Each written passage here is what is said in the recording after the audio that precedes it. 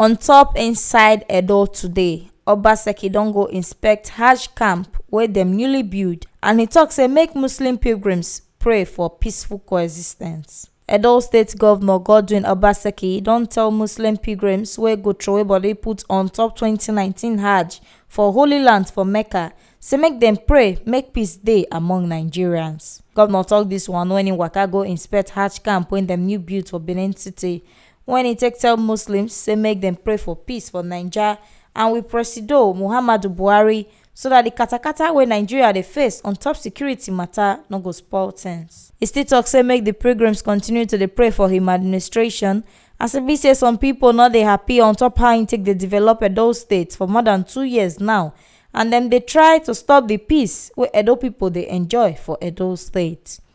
Obaseki tok say since im be governor, na im don tok say anytime when him visit the Muslims, him go ask for their prayers, and him not get fear because na God na him get him administration.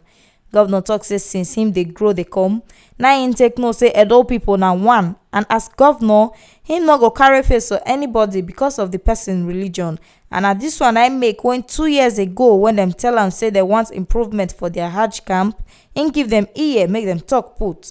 And with the support of the chairman of Edo State Muslims Pilgrims Welfare Board, dem start work for the Hajj camp, and now the Hajj camp don get new look.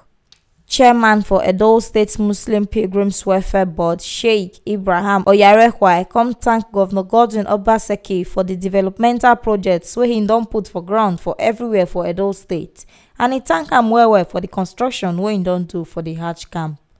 Oyarekwai tok say dis one na the first government project wey dey shele for the camp since 50 years. He throw better salute give the wake and see governor wey he take dey develop Edo State on top agriculture, roads, schools, and when he take build Hajj camp wey fine well for them.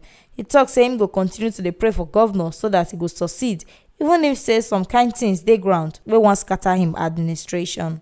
Aminu Hajj wey still be the Enogi of Ewu, His Royal Highness Abdulrazak Ojeifo III, come tell governor say 2019 pilgrims go dey well and e no go carry shame come Edo State, and say dem go continue to dey support Obaseki because na governor to everybody. Chief Imam of Benin, Sheikh Abdul Fattah Enabulele, tok say governor go rule Edo State for 8 years, and he tok say all Muslims go continue to dey pray for Governor Godwin Obaseki so that God could touch the mind of the people wey dey distract am. Former Speaker Edo State House of Assembly, Right Honorable Kabiru Ajoto, come salute governor for the Hajj building and say this one go make all the Muslim faithfuls for Edo State like Governor Godwin Obaseki well. And so we see am reach on top wetin shele for inside Edo today. On top say Obaseki don waka go inspect Hajj camp wey dem newly build, and he don say make Muslims pray for peace, make it dey for Nigeria and make it dey among Nigerians. Make una no forget say this ogbonge update na T Live Media na im dey carry am dey come give una. And to get more of this ogbonge tori, make una subscribe to our YouTube channel on top T Live Media TV. Make una comment and like all our videos.